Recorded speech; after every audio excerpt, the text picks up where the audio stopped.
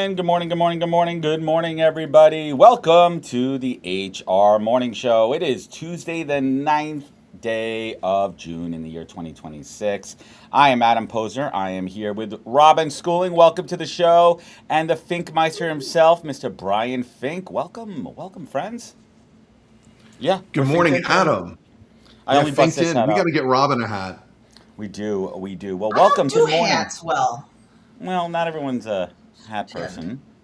It's okay, but you got an awesome David Bowie. Tell Robin, first of all, welcome to the show. Quick introduction for everyone out there. Tell us who you are and what you do best.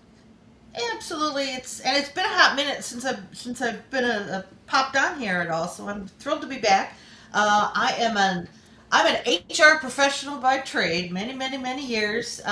Currently working as a head of people for Bell Sage Partners, which is a relatively new, reconstituted HR tech and change management and recruiting consulting firm. So All in we one, do it all in one, reconstitute. all Well, in welcome. one. Well, I've always wanted to have a co-host, Robin, as many of you know. I'm inspired by the great Howard Stern, so I am thrilled to have my co-host, Robin Quivers Schooling, in the house today. We have a packed show. Folks, remember, we are part of the Purple Egg Core Network. Check out more at purpleeggcorenetwork.com. Thanks to our marquee sponsor, Calendar PA. It is so much better than Calendly. Check it out. Follow us on LinkedIn. We're on YouTube. We're on a podcast. You can follow us here on LinkedIn. We're here every Tuesday. So before we even get into it, summertime is coming. Think, you know what, ladies first. Robin, what do you got going on this summer? What's on the docket? What do you have fun planned? We actually have like nothing fun planned, and I sound so boring when I say that. Um, but I'm in South Louisiana, so every day all year long is sort of summer.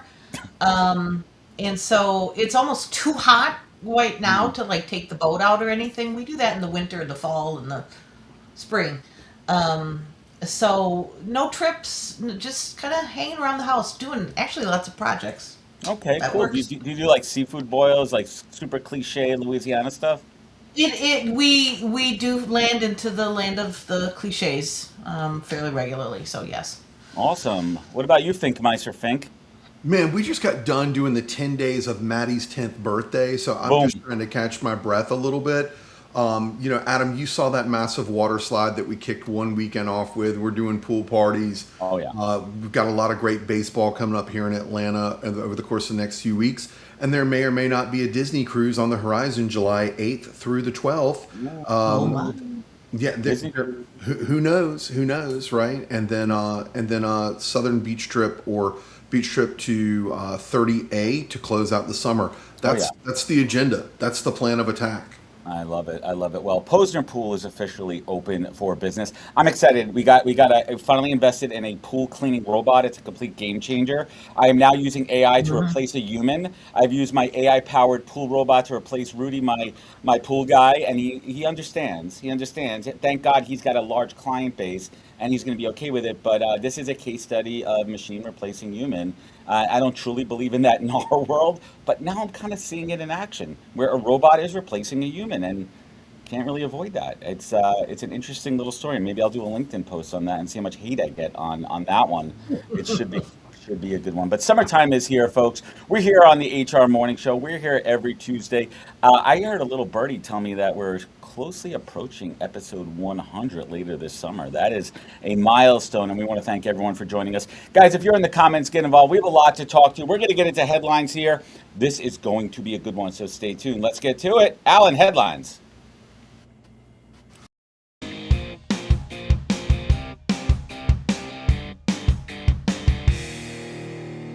I'm about to spark the match on this one here. First article up: Do HR practitioners need certifications to thrive professionally? So we have an interesting article here, and according to findings from HR Dive's 2026 Identity of HR Survey, um, we're going to talk about the necessity of traditional human resources to have these certifications, these SHRM certifications. Let's get into this here. Robin, do we really need them these days? How important are they? Do they still carry the same weight? Do people still respect the SHRM body's certifications? I mean, let's get into it. Let's go to the hot take. Robin Yeah, Schoolen. yeah. I got all kinds of takes on this one. And I'm old as dirt, so I got my first certification, my PHR, during the first Bush administration. It's actually chiseled into Um, stone. It's chiseled. Chiseled into stone, and recertified after that. Added additional ones as time went on. So obviously I thought they were important once upon a time, and one of the folks in this article talked about that exact thing, which is what I've always thought. When you're early in your career and you're going that HR route, that's when they are more important, might be important. Get that PHR, get that SPHR. I got my SPHR as soon as I had the experience and could get it, because you had X number of years you had to be in it. I think that's when they're critical, and maybe still are. But as you grow your career and as you move along, I'd say once you've kind of got 5 to 10 certainly years of experience, I think those certifications, those traditional certifications, are not as important anymore. There's the HRCI versus SHRM kerfuffle that's been going on since 2014 when they divorced. Um, there are some really powerful feelings that people have, present company included, against one of those certifying bodies. And so you almost have to think about, what does that certification say about me and my brand as well. Yeah, So that's an I interesting think one. that's Well, part of it. we should definitely ask Brittany about that too when our future guest coming on the show there. I Yeah, see that in her title there. I love her hot take on that. And I agree with you too with the early stages where there is still so much weight in the learning part of it, right? You have to be a consistent learner your entire life, but especially early on. And that carries weight that you went through these courses, but does it yep, mean the same? And even despite what anyone's thoughts are from the organization's political standpoint, is a curriculum still valuable? I mean, that's one of my questions. Is a curriculum up to date? Is it relevant? Is it modern? Like, is it still going to help you and your company move forward in the best way possible? They're still giving you the knowledge base. That's my yeah, question. Put aside the political nonsense, but like, does it yeah. still help? Yeah. I think it does. Again, back to that early stage career, where if you're coming from, depending on, you maybe didn't even go to school for HR, right? There's a lot of folks that enter HR that have not got a degree in HR, or they're transferring from a different career path altogether at a later stage in their life. This and whether that be HRCI, whether that be SHRM, I think they lay out that baseline of, and as unsexy as it is, do I know these basic things? What's the FLSA? What's that? Whatever.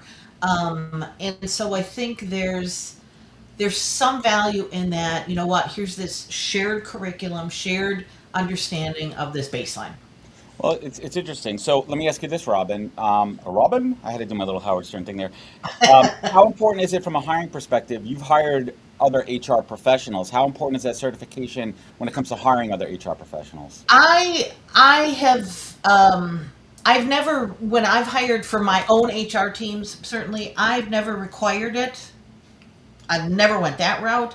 Was it a little plus sometimes? Yeah. Again, depending on where that person was. You're a newly entering, somewhat early stage career person. I liked it for sort of that consistency of, I knew the curriculum, I knew what was covered, I knew they had that certification, they were coming in with some baseline. Yeah, and I agree with that too. When I hire project managers too, when they have the project manager certification, Yeah. it helps a little bit. But again, you don't know what lengths they went through to get that. Like, it's kind of like when you get the additional driver's ed when you kind of phone in. Everyone has that contact that just kind of gets you that additional right. You Brian knows what I'm talking about there. What's it called? The defensive driving course. Yeah, that's what I'm talking Yeah, about. yeah, Everyone yeah. knows somebody who just pay them $80 and you get the course. But they kind of go through it here. Robin, any closing thought? I'm sorry, Fink. Any thoughts on this one? I forgot about Fink. No, no, don't you? All right. So about forgetting about me is that I'm worried about the diminishing marginal returns that Robin has talked about as you go on in your career. Does this carry weight? What I'm still in a favor of, and I have this conversation with Jerry Crispin a lot, is I want to know how come states are not regulating HR practitioners and recruiters. If I have to have a license Okay. to sell a house I'm just wondering. Let's talk about that for a moment here. You and I have talked about this. I am all for some kind of recruiter certification. You are dealing now with more state laws. There needs to be some kind of, accountability and guidance to have a standard process of recruitment. Because right now it's always been the Wild West in recruiting. We are the Right. outlaws over here versus HR, but we work together. It's like cops and robbers.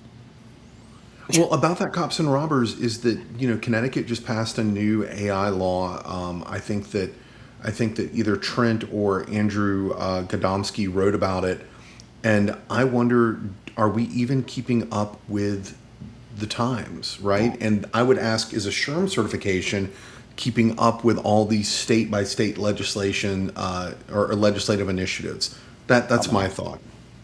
Well, we have a lot more thoughts, and we'll get to that in a second. But let's hit on our second article here. Let's bring that one up here. Uber, what's an Uber? Uber is slashing nearly a quarter of its HR and workplace divisions in a restructuring push, and they are not blaming this on AI. They are blaming it on a quote unquote overly complex and fragmented internal HR setup, meaning bloated at the top. Robin, what's your hot take here? Um, all I feel is pain for the folks that are there that got through the last cuts in, circa 2023 or whenever their last big wave was. Because it's like, here we go again. Will we ever know the reason for the cuts? We'll probably, not until it trickles out. Shareholder value. But interestingly enough, of course, in the article, they talk about, well, what's that first wave of that going to be? Well, guess what? Hey, everybody, if you're working remotely, guess what? You're now expected to be in the office 3 days a week. So they're starting with okay, let's have people self-select themselves out to begin, right? I mean, It's such a playbook move right there. it is. It It's is. how, it's how we don't have to fire you. We don't pay you severance. Yeah, it's shanty. I don't love that move. But on the other side of it too, I do understand. I'm starting to understand a little bit why companies are bringing people back to the office. I mean, there's real estate costs. I believe a lot of it. I believe a lot in collaboration in office. That's my take. I stand on that soapbox all the time because that's the way I grew up and how much I valued, being together in an office and how The much I bullpen. learned. Right. I remember I learned from watching osmosis. I learned Yeah. by watching Yep. senior leaders, their body language, the way they engaged with clients, the way they commanded a room, the way they presented, like in person.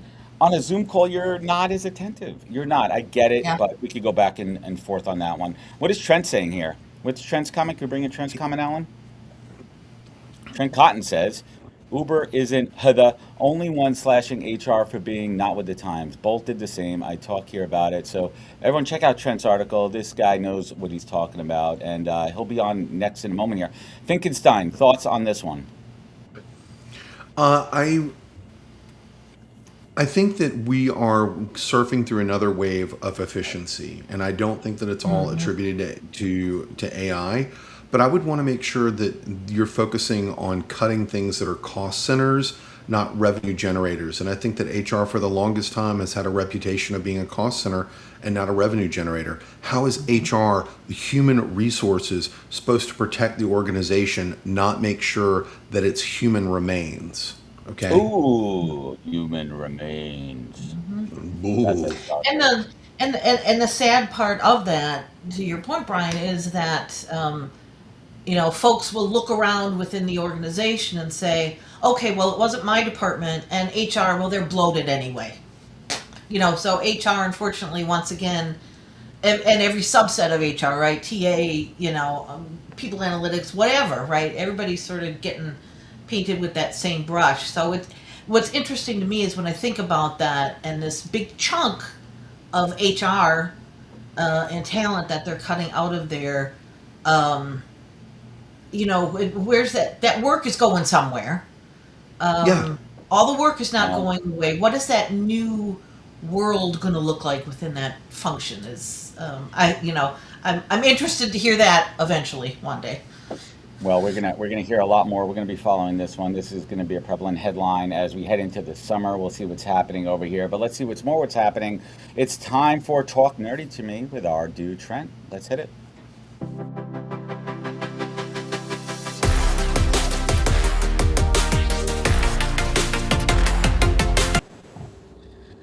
Hello, Miss Trish. How are you? I'm fantastic. How are you? I am good. I just wonder why the producers always like pick topics that they know that I'm very passionate about whenever I'm in the green room. There were so many times I was Same. like, I was I've got sitting data, I've here. got data.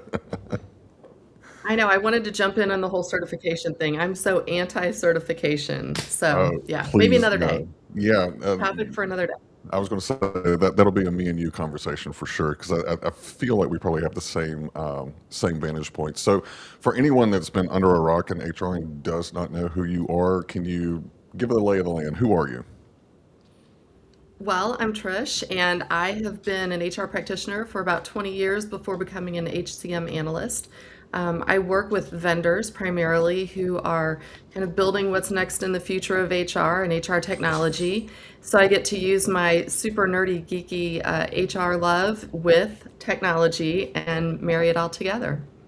Fantastic. And if you're not following Trish, you definitely should. I definitely have you as one of the ones that I have the bell on because I always like what Aw, perspective. So, and thank actually, you. you posted or your firm posted something I think on May 28th, and I wanted to do a deeper dive because it was a great write up. I can share the link on my post, but and it actually ties in with what was just being discussed on the morning show, which is that you argue that the future belongs to leaders who understand that technology isn't the strategy that people are. So, like, as AI becomes more prevalent, what are some of the human skills and leadership behaviors that you believe are going to be the most valuable going into the future?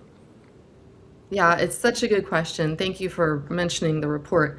When we started doing some research and partnering with GP, we found that people are so focused, leaders are so focused on this tech piece. What is AI? How do I use it? How do I understand it? And we're almost putting some of those soft skills that we've been saying forever that leaders need, right? That empathy, that understanding, and the ability to build trust with your team, with your colleagues, with your company, with your clients. So in a weird way, it's like we've all kind of like turned our attention to tech at the Mm. expense of losing what little progress I think we had been making with the people side of things. So that's really where you need to maybe turn back, right? And focus on that first and how AI might enable more of those tasks to be done instead of just kind of replacing people. Well, do you think kind of a premise that I've been toying with, at least whenever I was a practitioner, whenever those kinds of conversations pre-AI came up of reorg, layoffs, all of that, my job as the CHRO or the talent lead was to redirect that from let's not just focus on the cost saves, let's focus on where is the value creation in this particular department. And then associate, okay, who needs to go, who needs to be retooled, and where do we bring in and layer on technology? Are you seeing any of those kinds of conversations happen in the market? I am. It has improved over the last 30 years, truly, because much like you, in many of the organizations I worked for in an HR capacity, it really was about, hey, let's just cut 10% across the Right. board, right? This was like a Mhm. normal sort of a mode of operation. I do think there's more thought that goes into it. For example, there have been a few different acquisitions I've been watching very closely, and it was more about what are the skills that the people have and who we keep instead of just let's get rid of everybody. But then Mhm. there's those, I mean, we just heard they're talking about Uber and how they're making cuts. It's like some companies still have that approach where they're just saying, oh, this is the bottom line I need to get to. We're going to cut whoever, it doesn't matter. So it's really a little bit more of your culture and your philosophy as a leadership team as to Mhm. how you approach whether or not you're concerned about the type of people and the characteristics and skills they have versus we're panicked mode now and we're just Right. going to cut randomly because you wind up kind of screwing yourself over because you then have to go out and rehire people with the skills you just cut. Yeah, I think who was it, Klarna that did that? I want to say the CEO went out. This was 18 months, 2 years ago. Made this big bold claim. We laid off 1,700 people because AI did it, and then had to eat crow like 6 months later. So we had to hire 700 of them back because we cut the wrong positions or Yeah. we cut too deep. But don't you think this is where the HR leader, the practitioner, should step in you've been around as long as I have. Everyone, since I got into HR, is like, we need a seat at the table. We need a seat at the table. Well, you earn that seat at the table sometimes by pushing back whenever it's cost save, shareholder value, redirecting that conversation to some of the things that you've talked about. You also referenced, what was it, AI at Work, the 2026 reality check report. And one of the findings that really just kind of jumped out is that executives are increasingly depending on AI while trusting it less. It's like a green stop sign. So, like, what's your advice to leaders as they kind of move fast with AI and sacrificing judgment, ethics, responsible approach to AI and even opportunity? Yeah, such a great question, Trent. I think that example you just talked about, where people were, looking to what AI said to do when it came to making some, reductions in force, and then had to eat crow later. That's really the crux of it, right? Whether you're laying people off, whether you're in an acquisition mode, or whether you're just doing business day to day, it's that feeling that you're going to just blindly accept what AI is telling you. It is not a license to forget thinking and using discernment and reasoning and all of the things that as leaders, that's our special sauce that we bring that AI doesn't bring. So again, if I'm in that leadership role, whether I'm a CHRO or whether I'm a CEO, CFO, I really need to make sure I'm focused on what is the governance that we have around the AI that we're using or the AI partners we're using? How are they making sure that the data we're getting is not hallucinating? So there's Mhm. all these layers that you kind of need to go through. And I don't know that leaders are fully there yet. So I guess my advice to leaders right now is if you don't understand some of these things we're talking about, that's where you need to dig in. Because Absolutely. if you just blindly trust, you're going to wind up in trouble. Yeah, and there's a comment that 700 people cost more to rehire because they received a 30% increase or less than a 30% increase. That's a fantastic call out there. And just to kind of tag on to what you're saying, our CEO, Mark Thompson, has this term that I'm just obsessed with. And he kind of frames a lot of his decisions and the questions that he asks is what's going to drive enterprise value. And Mhm. sometimes that's not cutting staff, it's reappropriating, it's rethinking, reskilling, and redeploying the workforce. So let's put our practitioner hat back on.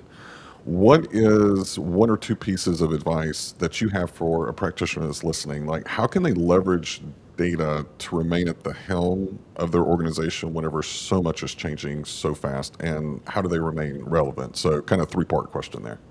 Yeah, no, perfect question. I think first of all, make training a priority and not just for the leadership team. And by training, I mean training on not just the mechanics of artificial intelligence and how it may be currently being applied in your organization or what strategically you want to do, but also making sure that you are training all the way through the ranks when it comes to how you're using AI or large language models and how that's making decisions in your business.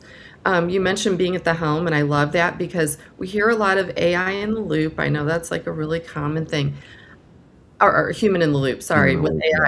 AI. I feel like I want to be at the helm, right? Still as the person who's running things. And so I would not outsource my judgment to artificial intelligence, not just yet, because I think it can make recommendations. It can help you see around corners that maybe you couldn't see around before, and maybe look at things a little differently, or maybe it gives you a missing piece that you wouldn't have had previously.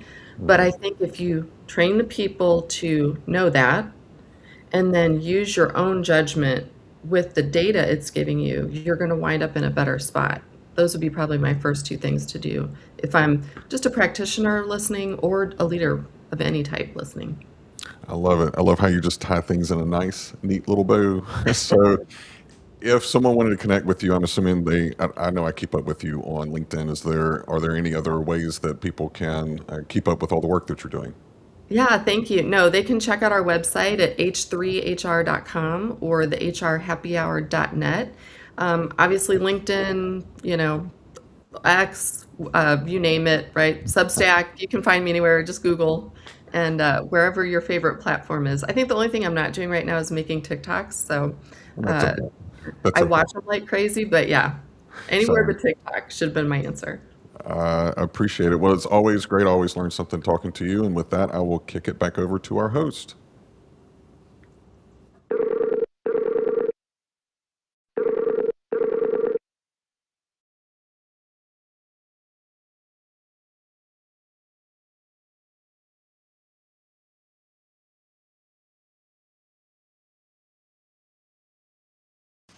Well, hello, Brittany, and welcome to the show.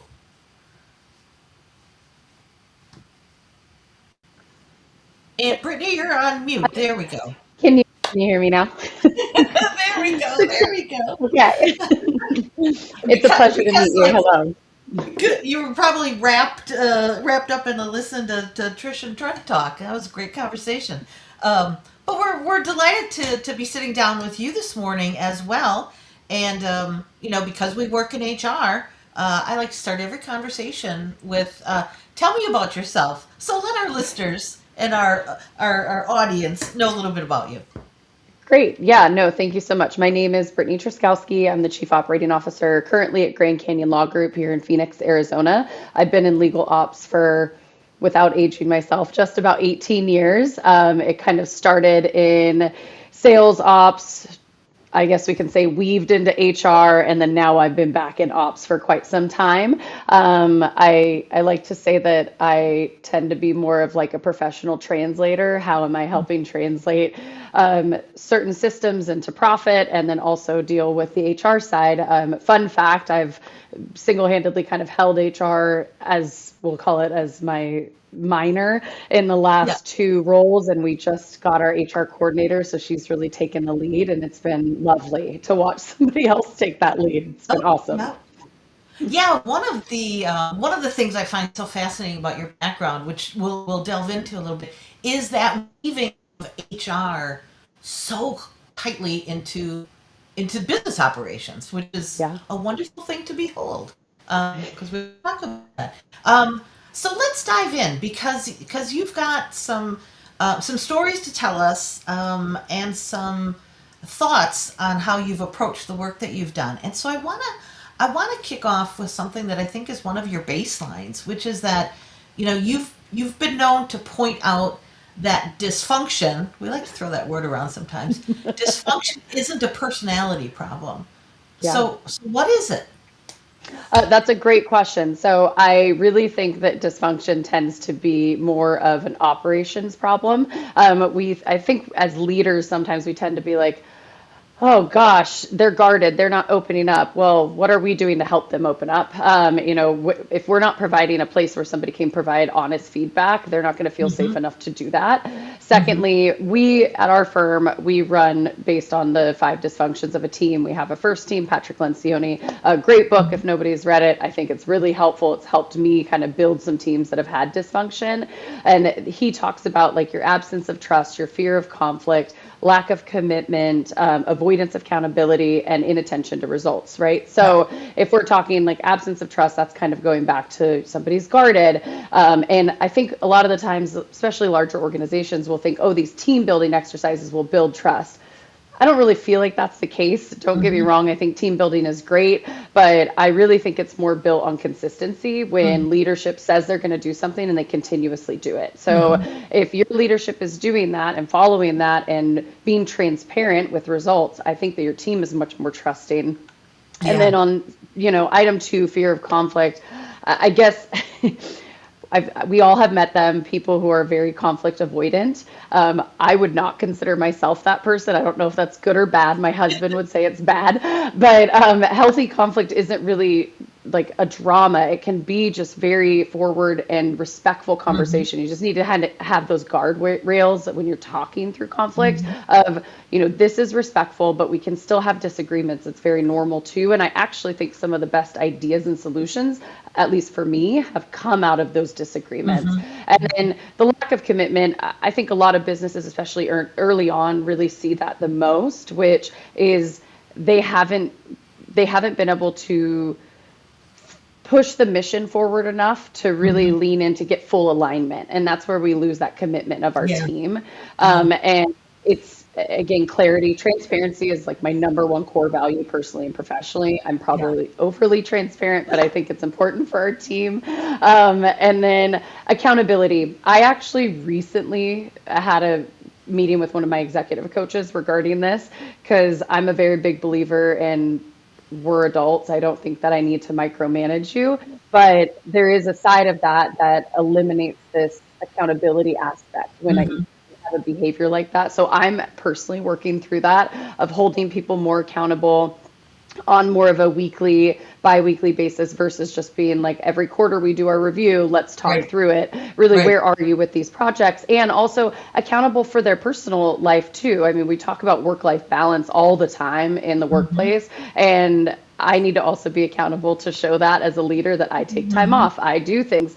And then I think the last item when we talk about results is most people, at least in legal, I'm also in legal, so I've been Uh-huh. there for a long time. So I think that changes the landscape a tiny bit is that our teams, especially like entry level teams, we'll talk about like your front office coordinators, they may not see how their job really ties to the entire mission. Right. And we need to be advocates for that and showing them at each level of the organization how that ties to the mission, how important their role is. And I think they become much more focused on those results of that role because it helps the next person and obviously helps the corporation Yep. grow. Yep. And then they understand that, certainly. Yes, 100%. You also, with the company that you've worked at, they've been growing, and you've helped them scale as well.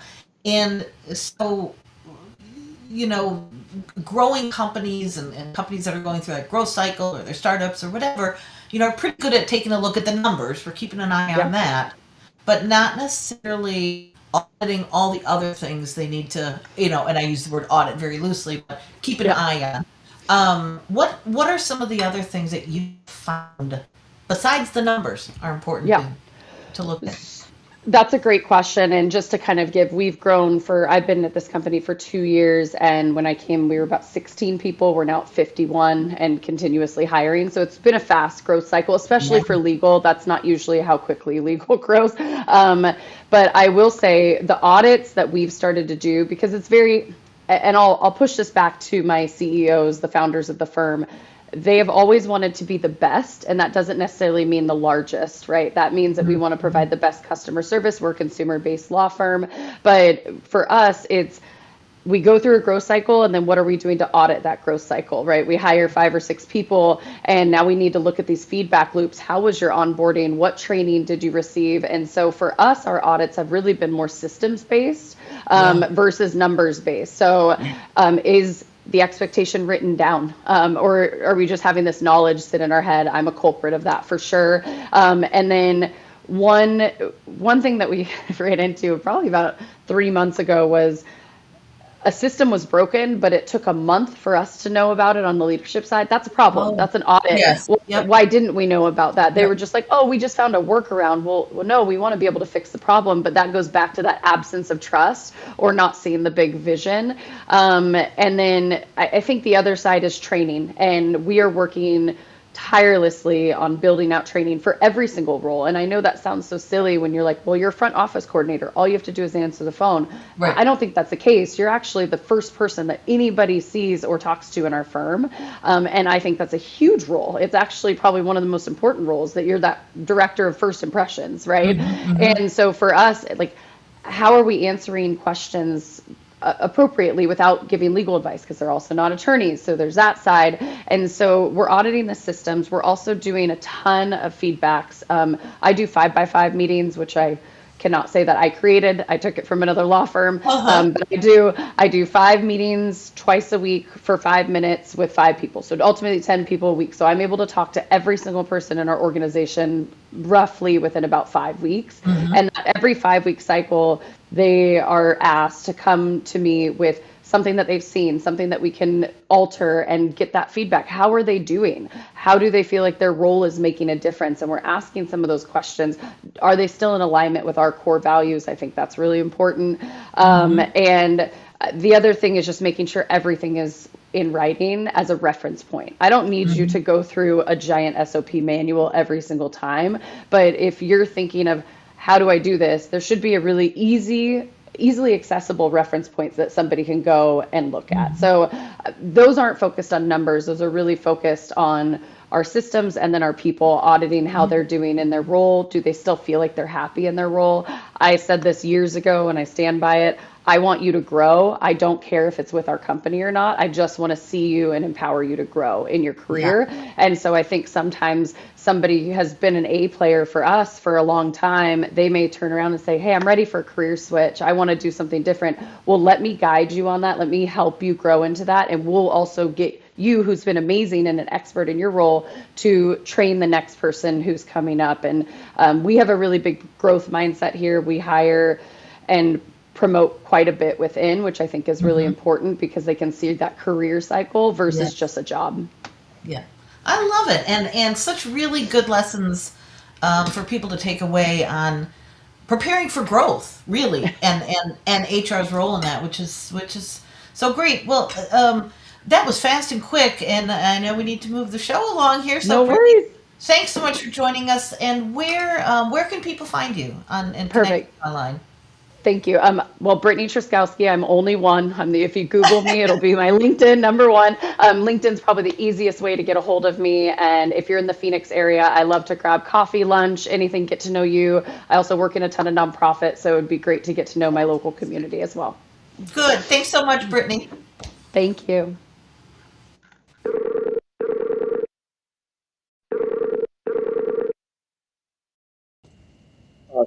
We have a caller, JJ Owen in the house. JJ, welcome to the big show. Welcome to the morning show. Thank you for being part of our HR conversation today. How are you? I'm good, Mr. Fink. How are you doing, buddy? I am rocking and rolling and I am having some fun, but not as much fun as I think you are with the careers and lives that you're impacting. JJ, I know a little bit about your story. For those that are listening or watching, who's JJ Owen and what are you passionate about? So you cut out a little bit there, and apologies if I'm having a little internet troubles. But we are Skills Jam is a new media group that's aimed at trying to get young people interested and aware of the career opportunities in the trades, right? We exist to set the story straight when it comes to trades, just to make sure that little Billy or little Susie doesn't redline plumber off their career list at the age of 15, 16, just because dad cusses every time he has to call one, right? So that's what Skills Jam is all about. We launched in 2023 to really shine some light on what career opportunities look like within the traditional blue collar trades, and get young people to start thinking about what they could be, and when they grow up, because I think we're all trying to figure that out, right? Like, no one ever really knows exactly what we're going to be when we grow up. Hell, I might still be the head baseball coach at USC one day. I don't know, but I do know that I crossed off dentist from my list at a very young age, right? And so that's what we're doing. We're trying to get in front of those. We're trying to get in front of those career cross-offs, if you will, and show some folks what the trades are all about. I love that term, career cross-offs, right? Like, I just wonder about my daughter, who's part of Generation Alpha, and I think about Generation Z and why they've got, what do we need to do to reinforce the idea that they really can be anything, and that community and narrative and mentorship are at the center of building a great life and a great career? Yeah, I mean, to bring them into this conversation and really connect with them where they're at. Like, we see the labor gap that everybody talks about, this big mythical labor gap. Not mythical, I mean, it's real, but the number changes depending on who you ask, right? And what sector you're talking to. We see the labor gap as a function of closing the connection gap. And you got to start in real life, right? Groups like Skills USA are doing a great job providing career and technical education opportunities. They're effectively like the NCAA of high school skilled trades competitions. It's amazing. Check it out. If you're an employer, if you're not showing up in classrooms, if you're not donating tools, if you're not doing a day in the life and bringing young people out to your facility to check things out, fix that first, right? Seeing is believing. You don't tell Gen Z or Gen Alpha anything, you show them, right? You bring them into the mix, you close the connection gap. That said, what happens in real life gets reinforced online, and you have to do this where they're at, and that is TikTok and that is YouTube. I know people have their head in the clouds when it comes to things like social media, and you should be wary, right? Like, as my old man likes to say, all things are fine in moderation, right? But there's a real opportunity to reinforce what's happening in real life and contextualize the opportunity in the trades when it comes to career growth and whatnot through TikTok, through YouTube, right? Show them the tools that they might be working with, show them the people that they might be working with, show them that there's a viable career there. Don't tell them that and that's half the battle. Brian, I'm curious. You said you got Gen Alpha. I've got 9 and 6-year-old daughters. Do you have boys, girls? I've got a little girl, and she talks about every day that she either wants to be a veterinarian or she wants to be a psychiatrist, right? And I don't know what the future holds for with AI, with a lot of the online psychiatry being driven by LLMs, but I'm excited about the prospect of her being a veterinarian. I honestly, I still think it's too early to tell. What are your takeaways from your kids? I mean, I am taking every single opportunity possible to point out where trades make things happen, right? Okay. So my girls want to watch the Eras tour on Disney Plus. I'm talking about did you know that there's probably 50 commercial trucks that loaded the set in? There's people that welded that. There's a sound technician over here that's doing that work. Not everybody's going to get a chance to be Taylor Swift at SoFi Stadium one day, or shoot, you can't be, playing for the Rams, especially defensive end with Myles Garrett coming into town now. But you have a chance to go work at these facilities and be a part of your dream. But that's the part that I like to do with my daughters is like point out the opportunities, right? So that they don't feel like, they're limited to, oh, these are the things that I can do, or, maybe think about the societal norms that we might push them towards, right? As young women, right? Like, hey, you could also go into welding and have a hell of a career, right? Like, this is what it looks like, and this is what you can do with it, right? So when you talk about that and about the Eras tour and about touring with Taylor Swift, do you ever show them the tools that they would need to quote unquote do the work that is required for lighting or pyrotechnics, or even that seamstress level work that goes into making the costumes? I'm just curious about that. Yeah, I mean that's the whole idea, right? Is providing context around a career. Like we work with Warner Brothers Discovery. We've been doing some really great productions with them. Working with the studio ops team, right? Like if you film a pilot at a home in Pasadena and it goes to air and the season gets picked up, there's an entire studio operations crew that's recreating that darn kitchen, right? Like that you filmed Modern Family in or something like that, right? We're about to go film with them and do some work around their archives collection, right? And the role of an archivist is not that different from a foreman. You got to call in HVAC folks to make sure that things are preserved right. Sometimes you have to reprinting so that old problems. There's there's an opportunity to like contextualize some of their passion points, but also show the trades that make them happen, right? And it's absolutely about showing the tools, right? It's absolutely about saying, hey, like if you're in this job, this is what hands-on could look like. And it's funny to be extremely explicit about showing the tools. We actually just like ran a campaign for Skills Jam on TikTok too, because we never just wanted to have a like and subscribe strategy, right? Okay. We Talk actually more. Yeah. So, since 2023, we've been very much content marketing, right? Like we've done narrative content really well to show, what careers in the trades look like. But it was never a like and subscribe strategy. We wanted to move people to action. So we ran a pilot campaign at the end of 2025 from September through December on TikTok with the goal of getting young people to stop scrolling, leave the platform, and explore a career. Wow. We ended up That's a big in that capacity, we worked as a channel marketer, right? We didn't want to own the funnel. We wanted to direct people to two resources, Blue Recruit and Skills USA, to get a sense of what they could learn and how they could get involved. We got 466,000 unique conversions there. And that's at 42 cents a click, by the way, right? Incredibly effective and efficient way to get young people to explore the trades. And when you asked about showing the tools, our highest performing ad was a 6-second ad of a DeWalt drill just sitting on a workbench that said, some people scroll, some people build, start your future today. That was it. It didn't have to be anything crazy polished. You're not thinking like, oh, I'm going to run an employer brand campaign that's worth, a multi-million-dollar shoot. No, it was simple. It was easy.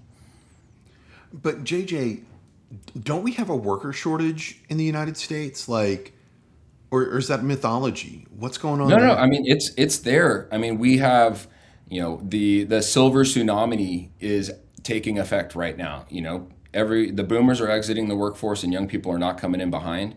And, with the fears around AI, like, I was listening to Posner talk about his pool robot. Congratulations, by the way. That's really it's a great new add-on to the family.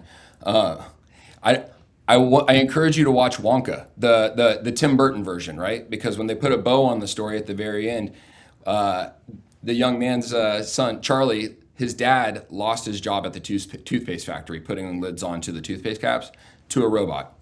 Got rehired on a month later to fix the robot that took his job. So my advice to you or your pool guy is, start to learn how to become a tech or a technician or a mechanic so that you can fix that pool robot once it goes down, because it will go down and it needs servicing, right? Absolutely. And whenever I think about the line from Star Wars, the Revenge of the Sith, robots making robots, I think of that reality. About that reality, you touched on multi-million dollar campaigns and employer branding. If that's not the way, and what you're doing is the way, what else is HR getting wrong about the skilled trades, about blue collar work? What are they getting wrong in their messaging? I would say it's the inability, or I wouldn't say the inability. It's maybe the the lack of awareness in terms of connecting where Gen Z actually is at, right? Gen Z is Okay. 14 to 29 years old right now, right? Their platform of choice is TikTok. It's not just activating on TikTok, it is doing it in means that actually resonate with them, right? Using music that works, using raw and gritty and real footage. Um, you have to, there's not one single message. It has to be a diversity of messages, right? Because if I want to get a young man or woman from the Bronx who might be into hip hop to explore welding, I'm going to take a different approach than maybe someone who's country and raised in Montana, right? Those different approaches have to be taken. It's not a one size fit all, right? And when it comes to employer brand, for all the HR folks here, you might have had that conversation where it's like, hey, Chase, hey, Sarah, we need to sit down and talk about your TikTok. And that's out of a place of like, oh, we need to course correct.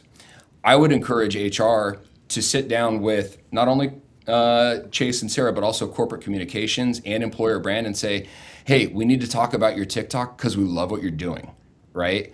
How do we actually turn you into a brand ambassador for the work that we're doing? How do we show the culture that we have cooking here so that it becomes easier to hire in Gen Z when we have open roles available, right? You actually see, I don't know if you saw this, but Starbucks and Delta are actually using internal employees as creators these days. The Yeah. Star- yeah, Yeah. like that is innovative. Like lean into that, test and iterate, and just be curious, not judgmental, as my friend Ted Lasso likes to say. Right? You have to try new things because, as my old baseball coach likes to say, like the definition of insanity is doing the same thing over and over again and expecting different results. We've got to try different things.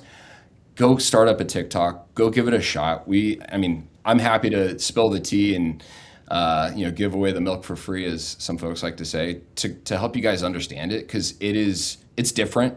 I'll give you that, but it's extremely effective, right? Shoot, we're in the middle of a mid-flight on a campaign right now, where we are trying to go from if the fall was broad intent campaigns around career exploration, we're trying to do a high intent, really focused campaign about getting apprenticeship signups right now. We're Mm. getting 1,000 apprenticeship signups a week at about Wow. $5 per from TikTok. Like that is insane, right? That is, That's and huge. that's I mean, that that is solves a the click sourcing from problem. Yeah. yeah, that's a click from TikTok, a click onto our partners landing page, one more click, and then 7 form fields.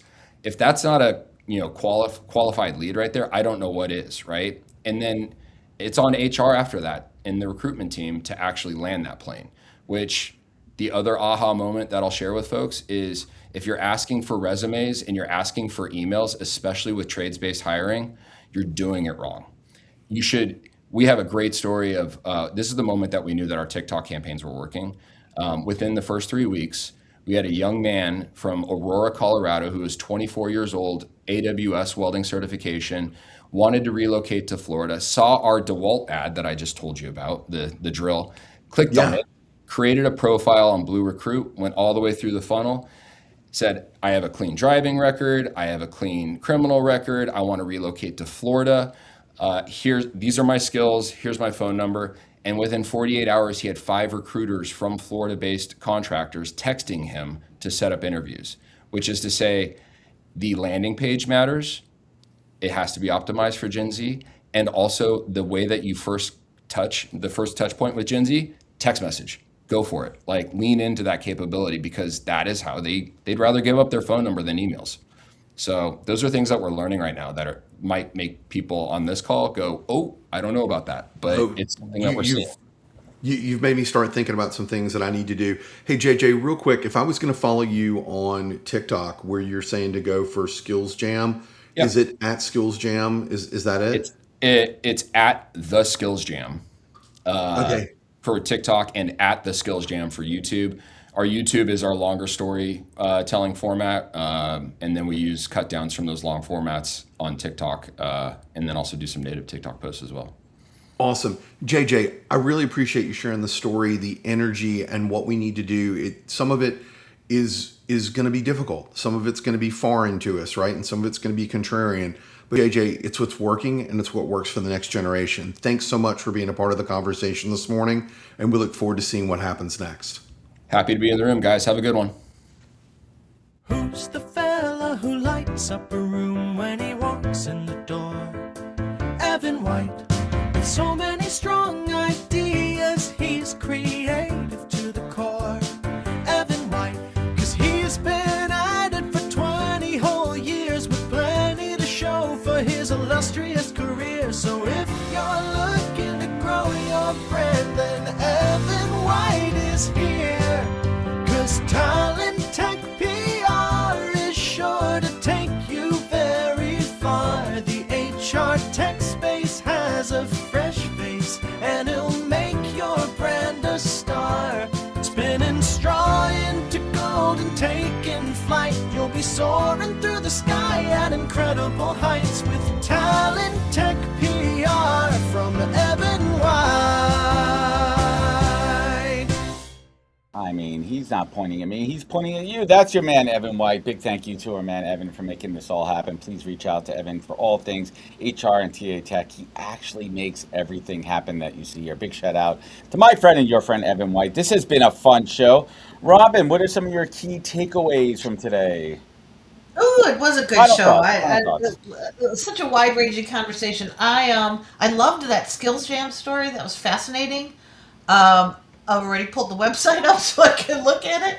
And yeah, no, Trish had some good thoughts as well too. Trish made a comment about use of AI is not your excuse to not think. That was a great quote today. Don't be lazy with the AI, folks. Don't be lazy That's about right. it. I think that's what they're capitalizing on here. You got to go deep. You got to F around and find out. You got to experiment, and don't take the first thing you see as an answer. It is not gospel. Use it as a tool and not a crutch. I am using my pool robot as a tool and a crutch. It's fantastic. Again, I'm sorry that I had to replace a lot of my pool guy Rudy's time this summer, but you do what you got to do, and I think that's a good use of AI as my robotic AI-powered pool cleaner. Her name's Vanessa, by the way, so we are humanizing her. Excellent. Oh, Vanessa. My 8-year-old son named her Vanessa. I don't know where the name came from, but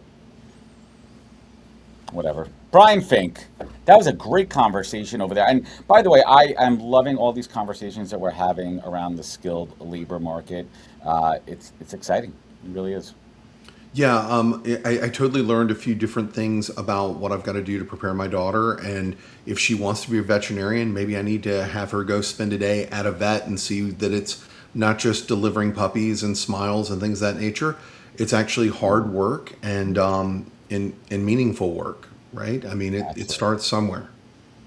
Well, I hope everyone valued these conversations that we keep bringing to you every week. We're here every Tuesday morning. We got a great roster of hosts, great lineup of guests, and what we're really trying to do here is showcase experts and real true thought leaders in our industry to bring you the real information, to sift through the AI slop, to give you what you need to know for what you're looking to do.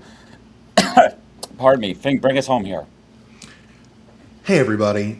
Every Tuesday, you've got the opportunity to learn and grow, but you've got the opportunity to do it in a contrarian way and to challenge the conventional thinking.